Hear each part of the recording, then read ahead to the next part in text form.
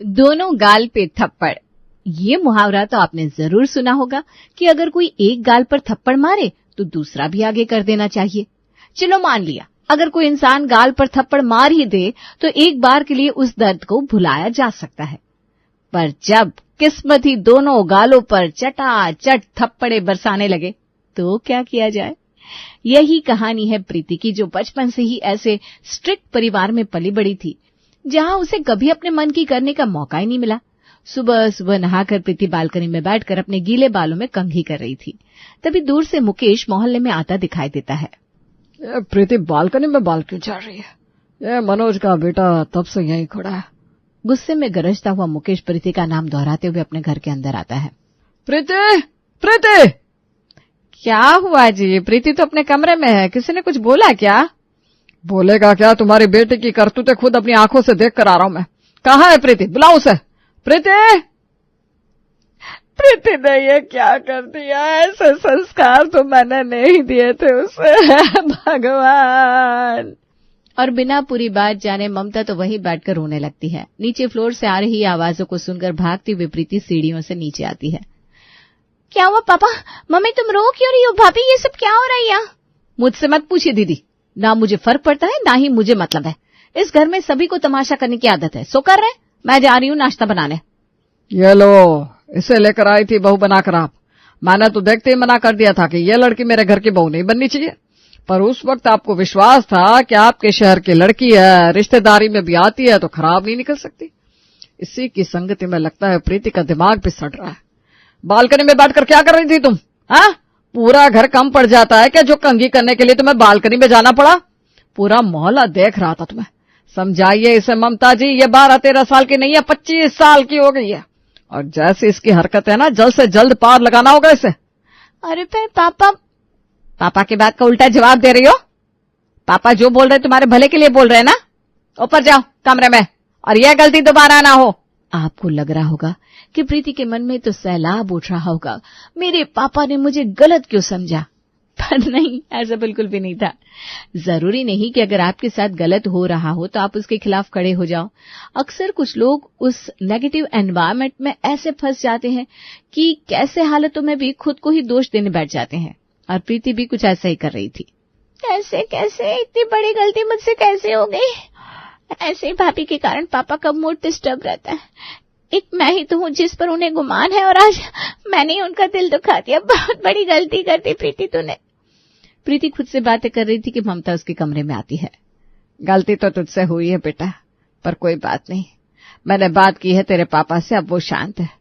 अब जब कोई बाप देखेगा कि 4 लोग उसकी बेटी को गंदी नजरों से देख रहे हैं तो गुस्सा तो उन्हें आएगा ही, और गुस्सा हमेशा उन्हीं पर निकलता है जिनके लिए मन में प्यार हो। अब तेरे भाभी पर तो गुस्सा करने जाएंगे नहीं। हाँ मम्मी, ये तो मैंने सोचा ही नहीं। पर एक बात ना मुझे ठीक नहीं लगी, जैसे आज तेरे पापा तुझे समझा रहे थे और तू वो बीच में बोलने लगी। ऐसे कभी भी बीच में मत बोलना बेटा। बड़े अगर 2 गाली भी दे देना तो चुपचाप सुन लेना चाहिए। चलो ये तो फिर भी तेरा मायका है, ससुराल में ये गलती होती तो पता नहीं क्या होता। नहीं मम्मी, मैं तो बस पापा से सॉरी कहना चाह रही थी। पर हाँ, तुम ठीक कहती हो, मुझे बीच में नहीं बोलना चाहिए। तुम फिक्र मत करो, मैं आगे कभी भी ऐसी गलती नहीं करूंगी। मैं नहीं चाहती कि जैसे तेरी भाभी के कारण उसके मायके वालों को ताने सुनने पड़ते हैं, तेरे कारण हमें सुनने पड़े। तो अपनी तरफ से सही रहना बेटा, उसके बाद तो हम खड़े हैं ही। याद रखना, तुझे अपनी माँ जैसा बनना है, अपनी भाभी जैसा नहीं। तो कुछ ऐसी अपब्रिंगिंग प्रीति को दी गई थी कि उसे अपनी भाभी गलत लगने लगी थी, क्योंकि वो गलत बर्दाश्त नहीं करती थी और उल्टा जवाब दे देती थी। प्रीति के लिए अच्छी बहू तो उसकी माँ थी, जो अपने पति की 4 बातें भी सुन लेती थी और अपने बेटे का गुस्सा भी सह लेती थी। 1 महीने के बाद, दीदी ये साड़ी पहन लीजिए, मम्मी जी ने भिजवाई है। मुझे तो समझ में नहीं आता, लड़के वालों के सामने लड़की पर क्यों ही अच्छा दिखने का प्रेशर होता है। अरे भाई, जैसी है लड़की वैसे एक्सेप्ट करो।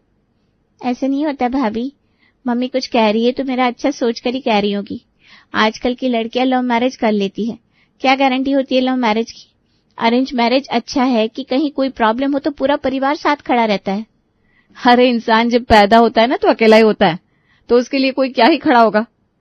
खैर, आपको जो सही लगता है कीजिए। तैयार होकर प्रीति अमित और उसके परिवार से मिलने नीचे हॉल में जाती है। कद काठी तो अच्छी है लड़की की। कितनी पढ़ाई की है बेटा? ग्रेजुएशन किया है आंटी जी। बैंक को एप्लीकेशन लिख सकती हो? अरे आप बोलिए तो भाई साहब अभी लिख देगी। लिख दो बेटा। अरे नहीं भाई साहब, लिखाना पढ़ाना तो है नहीं हमें तो ऐसी लड़की चाहिए जो हमारे घर को बांध कर रखे, जैसे कि आज तक सुषमा जी ने बांध कर रखा है। मेकअप का शौक वोक है कि नहीं भाभी? निशा, अभी प्रीति तुम्हारी भाभी बनी नहीं है। ऐसी तो 10 लड़कियां देख चुके हैं हम। देख लीजिए बहन जी, भगवान संजोग खुद बना रहा है। निशा बेटी के मुंह से खुद ही भाभी निकल गया। अमित का मेन बाजार में मोबाइल का शोरूम था। परिवार अच्छा खासा पैसे वाला था, इसलिए मुकेश का परिवार तो लगा पड़ा था कि ऐसे ही अमित इस रिश्ते के लिए हामी भरे, और अमित हामी भर भी देता है परीक्षा पर। अब अंकल जी बोलूं या ससुर जी, बात तो एक ही होगी। आपकी बेटी हमारे यहाँ आ रही है तो मैं उसका पूरा ख्याल रखूंगा। उम्मीद है कि मेरे सास ससुर भी उसी तरह मेरा ख्याल रखेंगे। अरे बिल्कुल रखेंगे बेटा, क्यों नहीं रखेंगे? बताइए भाई साहब, रखेंगे ना? बात घुमा फिरा कर आखिर पैसों पर लिया है ये लोग। इनका रवैया देखकर ही मुझे अंदाजा हो गया था, अब बिना मुंह खोले यहां से जाने वाले नहीं है। वो क्या है ना पापा जी, मैं एक कार लेने की सोच रहा था। ज्यादा महंगी नहीं है, यही कुछ 25 लाख की है। कम से कम 10-15 लाख का अगर डाउन पेमेंट मेरे ससुराल वालों की तरफ से हो जाता तो अच्छा लगता। अरे इसमें बोलने वाली क्या बात है दामाद जी, गाड़ी आएगी तो बैठेगी तो मेरी बेटी है। बिल्कुल हो जाएगी डाउन पेमेंट। आप बस बारात लाने की तैयारी शुरू कीजिए।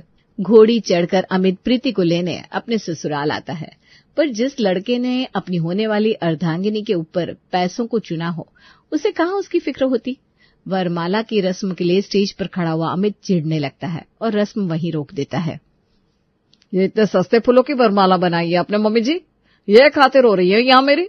मुझे तो लगा था कि आप लोग कम से कम ऑर्किड्स के फूलों की तो वरमाला बनाएंगे। जीजा जी आप 2 मिनट दीजिए हमें, मैं अभी दूसरी माला मंगवाता हूँ। अमित की हरकतें देखकर अंदर से प्रीति को भी अजीब लग रहा था, पर उसके सर पर उसके परिवार वालों ने पहले ही इज्जत की इतनी बड़ी गठरी रख दी थी कि वो कुछ कह नहीं पा रही थी। अपनी इकलौती बेटी को विदा होता देख ममता फूट फूट कर रोती है और उसे गले लगाकर कहती है, अब से वही तेरा घर है बेटा, उस घर को टूटने मत देना। जो पेड़ झुकता है ना उसी में फल लगते हैं। सास ससुर का तो काम ही होता है बोलना। मैं आज तक सुन रही थी। अमित जी तो पति है, पतियों को रिझाना पत्नियों को आना ही चाहिए। और तेरी ननद भी ना मुझे अच्छी लग रही है, सब अच्छा रहेगा बेटा। तू बस उल्टा जवाब कभी मत देना किसी को, कोई अकेला लड़ ही कितना लेगा है। और अपनी माँ की सीख लेकर प्रीति अपने ससुराल आती है। गृह प्रवेश की अगली सुबह। 7 बज रहे हैं, अब कब उठना है? कल आप उठ गए जी? मुझे तो लगा था मेरी बीवी मुझसे पहले उठकर नहा धोकर मेरे लिए चाय लेकर आएगी, मुझे जगाएगी, पर यहाँ तो मैडम की नींद ही नहीं टूट रही। मैं नहाने जा रहा हूँ, नाश्ता बना के रखना। शादी की रस्मों के बाद थकी हारी प्रीति सीधा रसोई में जाकर नाश्ते की तैयारी करने लगती है। 8 बजने वाले हैं मम्मी, और अभी तक नाश्ता नहीं आया। तुम्हें पता है ना, इससे ज्यादा देर होने पर मैं नाश्ता नहीं करता। 10 मिनट पहले भगवान को भोग लगाने गई थी ये लड़की प्रीति, अभी तक भोग ही लगा रही है। अरे बहू, भगवान के सामने ही जम गई क्या? यहाँ पति नाराज हो गया ना, फिर भगवान प्रसन्न हो भी जाए तो भी कोई फायदा नहीं होगा। आ गई मम्मी जी, वो दी की लौ मेरी साड़ी की पल्ले में लग गई थी। अरे बस करो, कहानी मत सुनाओ, नाश्ता लगाओ। मेरी साड़ी की पल्लों में आग लग गई थी, उस आग से मैं जल भी सकती थी, पर अमित जी को तो फर्क ही नहीं पड़ रहा। ये क्या है? इतना तेज नमक का खाना? ससुराल वालों के पैसे तो नमक और मिर्च बिना देखे ही डाल दिया क्या सब्जी में? ज्यादा हो गई क्या? मैंने तो ठीक से डाला था। मम्मी जी बता रही थी आपको मसालेदार खाना पसंद है इसलिए। मम्मी जी ने तो ये भी बोला था बेटा कि 7:30 बजे तक टेबल पर नाश्ता लगा देना, वो तो तुझसे लगा नहीं, और अब खाना खराब बन गया है तो मुझ पर डाल रही है। प्रीति दोबारा से अमित के लिए नाश्ता बनाकर कमरे में लेकर आती है। 8 बजे के बाद मैं नाश्ता नहीं करता, बताया नहीं मम्मी ने तुम्हें? 10 बज रहे हैं, जा रहा हूँ दुकान। सॉरी ना जी, पहली गलती समझकर माफ कर दीजिए। और अपनी बीवी के सामने से अमित उठकर कमरे से बाहर चला जाता है। ये तो पहली सुबह थी। अब आए दिन अमित किसी न किसी बात पर प्रीति पर अपने काम की फ्रस्ट्रेशन निकाल देता। एक रोज अमित अपने दुकान पर बैठा था कि दुकान के शीशे के दरवाजे से सड़क की दूसरी ओर उसे प्रीति पानी पूरी खाते दिख जाती है। शर्म लाज नहीं है इस लड़की को सरापी।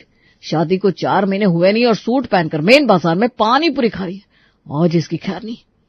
अपने गुस्से को अपने मन में दबाए अमित रात को घर पहुंचता है। आप आ गए? आज मैंने आपकी फेवरेट काली दाल और मटर के पराठे बनाए हैं।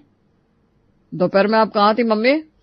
बेटा मैं तो तेरे पापा जी के साथ निर्मला के पोते के फंक्शन में गई थी, बताया तो था मैंने। आप घर पर थी नहीं, इसका फायदा आपकी बहू उठाकर सूट पहनकर बाजार में पानी पूरी उड़ा रही थी। क्यों प्रीति? वो मैं मम्मी जी वो। क्या अमित सच बोल रहा है बहू? उसने बाजार में तुम्हें ही देखा था? जी पापा जी। लगाइए पापा मम्मी जी को फोन। शादी के पहले ही जब इस बात पर डिस्कशन हो गई थी कि हमारे घर की औरतें ऐसे कपड़े नहीं पहनती, तो बिना मुझे पूछे तुमने सूट पहना कैसे? किसको दिखाने जा रही थी? पहले तो मुझे लगा था बेटा कि प्रीति गलती जरूर करती है पर चारित्र की साफ है, पर आज तो मुझे भी शक हो रहा है। जिस शहर में ससुराल उसी में मायका। अब क्या पता किस पुराने आशिक के लिए सूट पहनकर गई थी। हे भगवान, भाभी तो बुरी फंस गई। मुझे नहीं पता था कि मेरे कारण भाभी पर ऐसा इल्जाम लग जाएगा। दीदी आप कुछ बोल क्यों नहीं रही? आप ही तो मुझे। मैं क्या मुझे देखा था वहां पर भैया ने? नहीं ना, क्योंकि मैं वहां थी नहीं। आप झूठ मत बोलिए भाभी। बहस करने की कोई जरूरत नहीं है निशा। ऐसी कई टेढ़ी खीर को सीधा किया है मैंने। 2 दिन खाना नहीं मिलेगा ना तो सारा पुराना प्यार दिमाग से छू मंतर हो जाएगा। किचन में ताला लगा दो निशा। किचन खुलेगा तो सिर्फ हमारे खाने के लिए। प्रीति कोई छोटी सी बच्ची नहीं थी। 25 साल की एक लड़की थी जो आज एक घर की बहू थी, पर उसके साथ ऐसा सुलूक किया जा रहा था जैसा कोई नौकरों के साथ भी नहीं करता। सुबह उठते ही झाड़ू पोछा बर्तन खाना बनाना सब कुछ प्रीति कर रही थी, पर उसे खाना तक नसीब नहीं हो रहा था। मम्मी ने बोला था चुप रहना, झुक कर रहना, सब कुछ ठीक रहेगा, पर यहाँ पर तो कुछ भी ठीक होता नहीं दिख रहा। सोचा था अमित जी के साथ साथ सभी को मेरी प्रेगनेंसी की न्यूज दूंगी, पर यहाँ तो सब उल्टा ही हो रहा है। ऐसी हालत में इतनी देर तक भूखा रहना मेरे लिए सही नहीं है। भूख से सर फटा जा रहा है। क्या करूं, कुछ खा लूं, पर कैसे? किचन में ताला लगा हुआ है। प्रीति अपना कमरा खंगालती है और अपने पति के ड्रॉर में फाइनली उसे एक बिस्किट का पैकेट मिल जाता है। प्रीति जैसे ही उसे फाड़कर पहली बिस्किट खाती है, अमित कमरे में आ जाता है और एक तमाचा अपनी बीवी के गाल पर जड़ देता है। आ गई ना अपनी औकात पर। चोरी कर रही थी तुम? आज बिस्किट की चोरी की है, कल को पैसे चुराने लगोगी। ये क्या बोल रहे हैं आप? कोई चोरी नहीं की मैंने, ना ही मैं किसी लड़के से मिलने गई थी। मैं सिर्फ पानी पूरी खा रही थी, वो भी दीदी के कहने पर। मुझे खट्टा खाने का मन कर रहा था तो। और जैसे ही प्रीति के मुंह से अमित उल्टा जवाब सुनता है, उसका गुस्सा और बढ़ जाता है। वो अपनी बीवी के दूसरे गाल पर भी तमाचा जड़ देता है। आज तक मैं चुप रही क्योंकि मेरी माँ के संस्कार थे, पर मेरी माँ ने मुझे ये भी कहा था कि बेटी जिस दिन तेरे सही होने के बाद भी तेरे ससुराल वाले तेरे साथ गलत करेंगे, उस दिन तेरे मायके वाले ढाल बनकर तेरे आगे खड़े रहेंगे। मैं यहाँ अब एक पल नहीं रुकूंगी और इस तमाचे का जवाब तो मेरे घर वाले ही आपको देंगे। अपने ससुराल वालों को खुश करने की अपनी तमाम कोशिशों के बाद आज प्रीति हार कर अपना सामान बांधकर अपने मायके निकल जाती है। वो दरवाजे से अभी अंदर आई भी नहीं थी कि उसकी माँ कहती है, किससे पूछकर सूट पहना था तूने? हाँ, तुझे क्या बोला था? तेरी सास जो बोलेगी वही करेगी तू। अरे मम्मी, तुम भी सूट पर अटकी हुई हो। तुम्हारे दामाद ने मेरे गालों पर तमाचा मारा है। आज तक पापा ने मुझ पर कभी हाथ नहीं उठाया, तुमने नहीं उठाया, तो वो होते कौन है मुझे मारने वाले? अरे तमाचा ही मारा है ना, कोई सर तो नहीं फोड़ दिया तुम्हारा। और शादी के बाद पति पत्नी के बीच ऐसे झगड़े होना आम बात है। पति अगर गरम मिजाज का है तो तुम्हें जरा नरम होकर चलना चाहिए था। और गलती तुम्हारी होगी, वरना जीजाजी कोई पागल तो है नहीं जो अचानक ही आकर तुम्हें तमाचा मार देंगे। पति से मिला तमाचा प्रीति को उतना नहीं चुभा था जितना उसके मायके वालों की तरफ से मिला तमाचा चुभ जाता है। हर बार अपनी माँ की बात सुनकर चलने वाली प्रीति को जब अपनी माँ से ही धोखा मिलता है तो वो इस बात को बर्दाश्त नहीं कर पाती। प्रीति की हालत देखकर सोनिया उसके पीछे पीछे जाती है। अब शायद आपको समझ आ रहा होगा दीदी, क्यों मैं इन लोगों को उल्टा जवाब देती हूँ। मुझे पता है आपके मायके वाले कैसे हैं। अगर आपकी तरह मैं भी चुप रहती तो आपका भाई मुझ पर भी हाथ उठाने में वक्त नहीं लगाता। मेरा तो यही मानना है, पहले किसी को छेड़ो मत और कोई छेड़े तो उसे छोड़ो मत। मैं आपको जीजाजी से रिश्ता तोड़ने की सलाह तो नहीं दूंगी, उन्हें ठीक करने की सलाह दूंगी। पढ़ी लिखी हैं आप, और आपको ये भी पता है कि पति जब पत्नी पर हाथ उठाए तो किस धारा के तहत पति पर केस किया जा सकता है। और आज मिला ये धक्का प्रीति को हमेशा हमेशा के लिए बदल देता है। रौद्र रूप में प्रीति अपने ससुराल पहुंचती है। बड़ी उछल कर गई थी अपने मायके तू बहू, क्या हुआ, मायके वालों ने रखा नहीं? बिल्कुल ठीक समझी आप मम्मी जी, मुझे तो मेरे मायके वालों ने नहीं रखा, पर आपके बेटे को उसके ससुराल वाले जरूर रख लेंगे, और उसका ससुराल होगा जेल। आईपीसीसी की न जाने कितनी धाराएं लग जाएगी। मैं तो बस वही सोच रही हूँ, गर्भवती पत्नी पर हाथ उठाने का आरोप, उसे हर वक्त मानसिक उत्पीड़न देने का, अब ससुराल वालों पर दहेज लेने का आरोप। आप सबका क्या होगा मम्मी जी? और हाँ, मुझे ये भी पता है कि ये घर आप लोगों का अर्जा हुआ नहीं है, पैतृक संपत्ति है, और पैतृक संपत्ति पर तो पोते पड़पोते का हक होता ही है, और इस घर का वारिस मेरे पेट में पहले ही है। तो मैं आपके घर नहीं आई हूँ, मैं अपने घर आई हूँ। तूने बहू पर हाथ उठाया, तेरी हिम्मत कैसे हुई? अरे बहू तो क्यों नाराज हो रही है? हमें कहाँ पता था कि तुम मियाँ बीवी के बीच की बात इतनी बिगड़ गई है। हमारी बहू माँ बनने वाली है और तूने ऐसे में उसका खाना बंद कर दिया। और मैं तो एक लगाऊंगा ना कान के नीचे, अक्ल ठिकाने आ जाएगी तेरी। मांग प्रीति से माफी और इस मैटर को खत्म कर। तू बैठ ना बहू, मैं तेरे लिए खाना लेकर आती हूँ।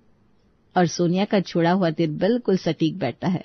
जब तक प्रीति सुन रही थी लोग सुना रहे थे, और जैसे ही आज प्रीति दहाड़ती है सबकी सिट्टी पिट्टी गुल हो जाती है। इस दिन के बाद सभी को समझ में आ जाता है कि वो प्रीति पर चढ़कर नहीं रह सकते, और प्रीति अपने ससुराल वालों के साथ साथ मायके वालों को भी ठीक कर देती है।